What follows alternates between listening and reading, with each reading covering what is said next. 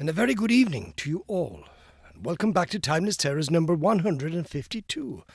Tonight's story is The Strange Flowering Orchid by H.G. Wells. And it is a pleasure to say that this marks the second time we have welcomed Mr. Wells onto the channel, following our previous journey into his unsettling imagination. His work has a way of beginning in the ordinary and quietly slipping, almost unnoticed, into something far more disquieting. This particular tale is no exception. At first glance it is a story of botany, of curiosity, observation, and the quiet fascination of scientific discovery. But as with so many of Wells' narratives, what begins in reason soon finds itself brushing against something far less predictable, something that refuses to behave according to human expectation. So tonight we step once again into the world of H.G. Wells, where science and the unknown grow uncomfortably close together. Now settle in, dim the lights, and prepare for Timeless Terrors number 152, The Strange Flowering Orchid by H.G. Wells. The Strange Flowering Orchid, written by H.G. Wells, performed for you by Jonathan Dunne, original year of publication 1894. This work is in the public domain. Production and narration copyright 2026, Jonathan Dunne.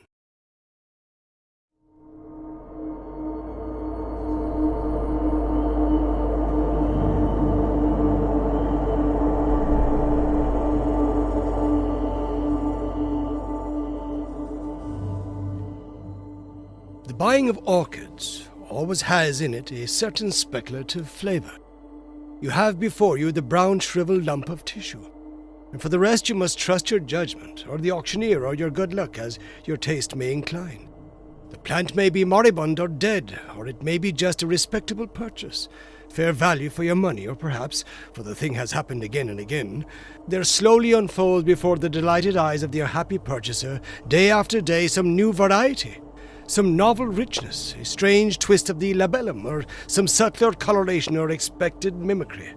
Pride, beauty, and profit blossom together on one delicate green spike, and it may be even immortality, for the new miracle of nature may stand in need of a new specific name, and what so convenient as that of its discoverer, John Smithia? There have been worse names. It was perhaps the hope of such happy discovery that made Winter Wedderburn such a frequent attendant at these sales. That hope, and also maybe the fact that he had nothing else of the slightest interest to do in the world. He was a shy, lonely, rather ineffectual man, provided with just enough income to keep off the spur of necessity, and not enough nervous energy to make him seek any exacting employments. He might have collected stamps or coins, or translated Horace, or bound books, or invented new species of diatoms. But as it happened, he grew orchids, and had one ambitious little hothouse. "I have a fancy," he said over his coffee, "that something is going to happen to me today." He spoke as he moved and thought, slowly. "Oh, don't say that," said his housekeeper, who was also his remote cousin. For something happening was a euphemism that meant only one thing to her. "You misunderstand me. I mean nothing unpleasant, though what I do mean I scarcely know. Today," he continued, after a pause, "Peters are going to sell a batch of plants from the Andamans and the Indies. I shall go up and see what they have. It may be I shall buy something good unawares. That might be it." He paused his cup for his second cupful of coffee. "Are these the things collected by that poor young fellow you told me of the other day?" asked his cousin as he filled his cup. "Yes," he said, and became meditative over a piece of toast. "Nothing ever does happen to me," he remarked presently, beginning to think aloud. "I wonder why. Things enough happen to other people. There's Harvey. Only the other week, on Monday, he picked up sixpence. On Wednesday, his chicks all had the staggers. On Friday, his cousin came home from Australia, and on Saturday, he broke his ankle. What a whirl of excitement, compared to me." "I think I would rather be without so much excitement," said his housekeeper. "It can't be good for you." "I suppose it's troublesome. Still, you see, nothing ever happens to me. When I was a little boy, I never had accidents. I never fell in love as I grew up, never married. I wonder how it feels to have something happen to you, something really remarkable. That orchid collector was only 36, 23 years younger than myself when he died, and he had been married twice and divorced once. He had malarial fever 4 times, and once he broke his thigh. He killed a Malay once, and once he was wounded by a poisoned dart, and in the end he was killed by jungle leeches. It must have all been very troublesome, but then it must have been very interesting, you know, except perhaps the leeches. I am sure it was not good for him, said the lady with conviction. Perhaps not. And then Wedderburn looked at his watch. 23 minutes past 8. I'm going up by the 11:45 train, so that there is plenty of time. I think I shall wear my alpaca jacket. It is quite warm enough, and my grey felt hat and brown shoes.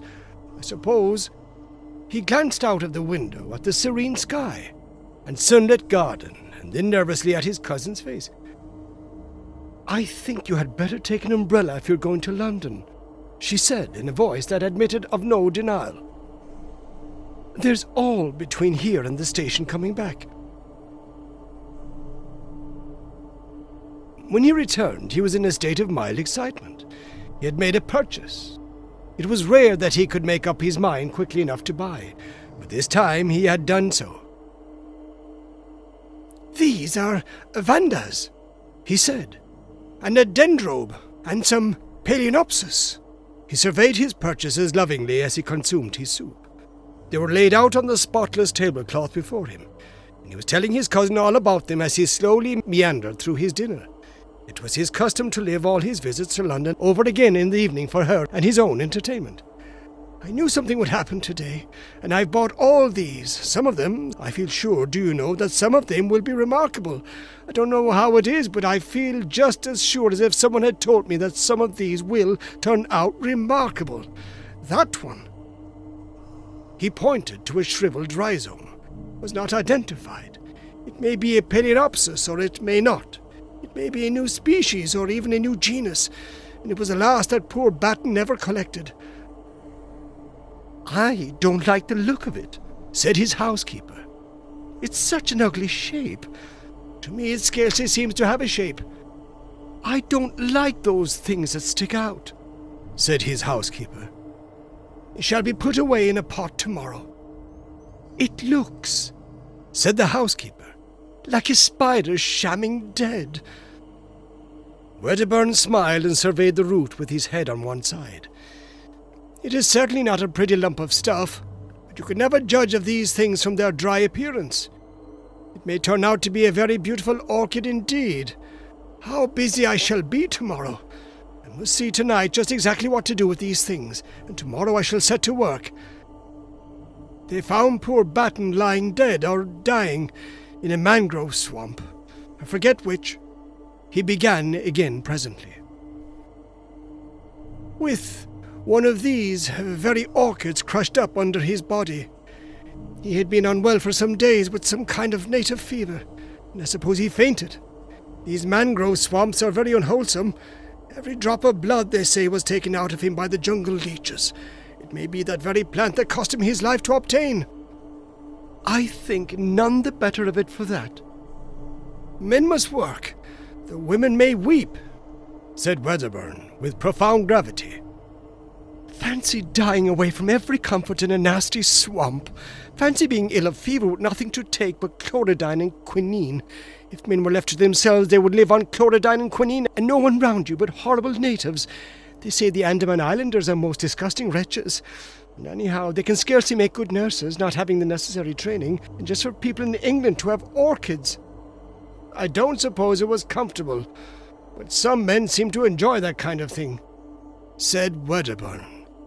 Anyhow, the natives of this party were sufficiently civilized to take care of all this collection until his colleague, who was an ornithologist, came back again from the interior, though they could not tell the species of the orchid, and had let it wither, and it makes these things more interesting. It makes them disgusting. I should be afraid of some of the malaria clinging to them. And just think, there has been a dead body lying across that ugly thing. I never thought of that before. There, I declare I cannot eat another mouthful of dinner. I will take them off the table if you like, and put them in the window seat. I can see them just as well there. The next few days he was indeed singularly busy in his steamy little hothouse, fussing about with charcoal, lumps of teak, moss, and all the other mysteries of the orchid cultivator. He considered he was having a wonderfully eventful time. In the evening he would talk about these new orchids to his friends, and over again he reverted to his expectation of something strange. Several of the vandas and the dendrobium died under his care, but presently the strange orchid began to show signs of life. He was delighted and took his housekeeper right away from jam-making to see it at once, directly he made the discovery. "That is a bud," he said, "and presently there will be a lot of leaves there, and those little things coming out here are aerial rootlets. They look to me like little white fingers poking out of the brown," said his housekeeper. "I don't like them." "Oh, why not?" "I don't know. They look like fingers trying to get at you. I can't help my likes and dislikes." "I don't know for certain, but I don't think there are any orchids I know that have aerial rootlets quite like that. It may be my fancy, of course. You see, they are a little flattened at the ends." "I don't like 'em," said his housekeeper, suddenly shivering and turning away. "I know it's very silly of me, and I'm very sorry, particularly as you like the thing so much, but I can't help thinking of that corpse." "But it may not be that particular plant. That was merely a guess of mine." His housekeeper shrugged her shoulders. "Anyhow, I don't like it," she said. Wedderburn felt a little hurt at her dislike to the plant, but that did not prevent his talking to her about orchids generally, and this orchid in particular, whenever he felt inclined. "There are such queer things about orchids," he said one day. "Such possibilities of surprises. You know, Darwin studied their fertilization and showed that the whole structure of an ordinary orchid flower was contrived in order that moths might carry the pollen from plant to plant.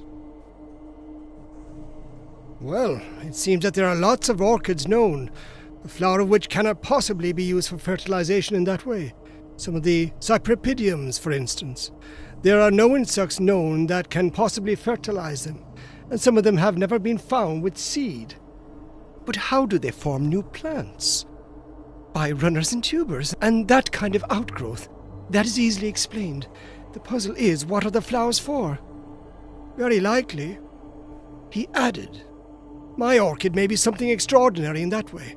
If so, I shall study it. I've often thought of making researches as Darwin did, but hitherto I have not found the time, or something else has happened to prevent it. The leaves are beginning to unfold now. I do wish you would come and see them." But she said that the orchid house was so hot it gave her the headache. She had seen the plant once again, and the aerial rootlets, which were now some of them more than a foot long, had unfortunately reminded her of tentacles reaching out after something, and they got into her dreams, growing after her with incredible rapidity, so that she had settled to her entire satisfaction that she would not see that plant again, and Wedderburn had to admire its leaves alone. They were of the ordinary broad form, and a deep glossy green, with splashes and dots of deep red toward the base. He knew of no other leaves quite like them. The plant was placed on a low bench near the thermometer, and close by was a simple arrangement by which a tap dripped on the hot water pipes and kept the air steamy. And he spent his afternoons now with some regularity, meditating on the approaching flowering of this strange plant. At last the great thing happened. Directly he entered the little green house, he knew that the spike had burst out, although his great Phalaenopsis lowi hid the corner where his new darling stood. There was a new odour in the air, a rich, intensely sweet scent that overpowered every other in that crowded, steaming little greenhouse. Directly he noticed this, he hurried down to the strange orchid, and, behold, the trailing green spikes bore now 3 great splashes of blossom, from which this overpowering sweetness proceeded. He stopped before them in an ecstasy of admiration. The flowers were white, with streaks of golden orange upon the petals. The heavy labellum was coiled into an intricate projection, and a wonderful bluish purple mingled there with the gold. He could see at once that the genus was altogether a new one, and the insufferable scent. How hot the place was! The blossoms swam before his eyes. He would see if the temperature was right. He made a step towards the thermometer. Suddenly everything appeared unsteady. The bricks on the floor were dancing up and down. Then the white blossoms, the green leaves behind them, the whole greenhouse, seemed to sweep sideways and then in a curve upward. At 4:30, his cousin made the tea, according to their invariable custom. But Wedderburn did not come in for his tea. "He is worshipping that horrid orchid," she told herself, and waited 10 minutes. "His watch must have stopped. I will go and call him." She went straight to the hothouse, and, opening the door, called his name. There was no reply. She noticed that the air was very close and loaded with an intense perfume. Then she saw something lying on the bricks between the hot water pipes. For a minute, perhaps, she stood motionless. He was lying, face upward, at the foot of the strange orchid. The tentacle-like aerial rootlets no longer swayed freely in the air, but were crowded together in a tangle of grey ropes and stretched tight, with their ends closely applied to his chin and neck and hands. She did not understand. Then she saw from one of the exultant tentacles upon his cheek there trickled a little thread of blood. With an inarticulate cry she ran towards him, and tried to pull him away from the leech-like suckers. She snapped 2 of these tentacles, and their sap dripped red. Then the overpowering scent of the blossom began to make her head reel. How they clung to him! She tore at the tough ropes, and he and the white inflorescence swam about her. She felt she was fainting, knew she must not. She left him and hastily opened the nearest door, and after she had panted for a moment in the fresh air, she had a brilliant inspiration. She caught up a flower pot and smashed in the windows at the end of the greenhouse. Then she re-entered. She tugged now with renewed strength at Wedderburn's motionless body, and brought the strange orchid crashing to the floor. It still clung with the grimmest tenacity of its victim. In a frenzy, she lugged it and him into the open air. Then she thought of tearing through the sucker rootlets one by one, and in another minute she had released him, and was dragging him away from the horror. He was white and bleeding from a dozen circular patches. The odd job man was coming up the garden, amazed at the smashing of glass, and saw her emerge, hauling the inanimate body with red-stained hands. For a moment, he thought impossible things. "Bring some water!" she cried, and her voice dispelled his fancies. When, with unnatural alacrity, he returned with the water, he found her weeping with excitement and with Wedderburn's head upon her knee, wiping the blood from his face. "Oh, what's the matter?" said Wedderburn, opening his eyes feebly and closing them again at once. "Go and tell Annie to come out here to me, and then go for Dr. Haddon at once," she said to the odd job man so soon as he had brought the water, and added, seeing he hesitated, "I will tell you all about it when you come back." Presently, Wedderburn opened his eyes again, and seeing that he was troubled by the puzzle of his position, she explained to him. "You fainted in the hothouse." "And the orchid?" "I will see to that," she said. Wedderburn had lost a good deal of blood, but beyond that he had suffered no very great inquiry. They gave him brandy mixed with some pink extract of meat, and carried him upstairs to bed. His housekeeper told her incredible story in fragments to Dr. Haddon. "Come to the orchid house and see," she said. Cold outer air was blowing in through the open door, and the sickly perfume was almost dispelled. Most of the torn aerial rootlets lay already withered amidst a number of dark stains upon the bricks. The stem of the inflorescence was broken by the fall of the plant, and the flowers were growing limp and brown at the edges of the petals. The doctor stooped towards it, then saw that one of the aerial rootlets still stirred feebly and hesitated.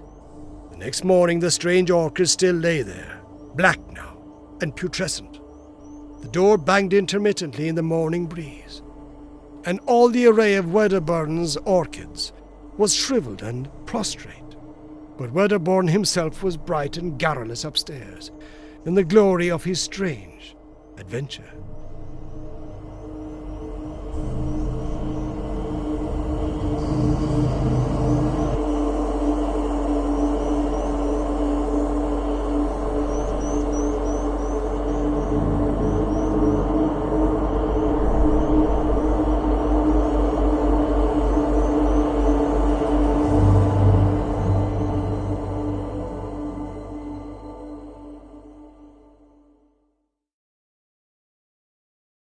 You've been listening to Timeless Terrors, and tonight's story was A Strange Flowering Orchid by H.G. Wells. It's also fascinating how Wells manages to take something so delicate, so scientifically grounded, and allow it to drift, ever so subtly, into unease. If you enjoyed tonight's reading, consider joining us again, when we will continue to explore classic tales of horror, the strange and the supernatural. Now it's getting dark. We should be on our way. We've spent enough time here. They'll soon be on our trail. Stick to the shadows on your way home. Until next time, keep those lights low. And whatever you do, do not look over your shoulder. Good night. This has been The Strange Flowering Orchid, written by H.G. Wells. Performed for you by Jonathan Dunne. Original year of publication 1894. This work is in the public domain. Production and narration copyright 2026. Jonathan Dunne.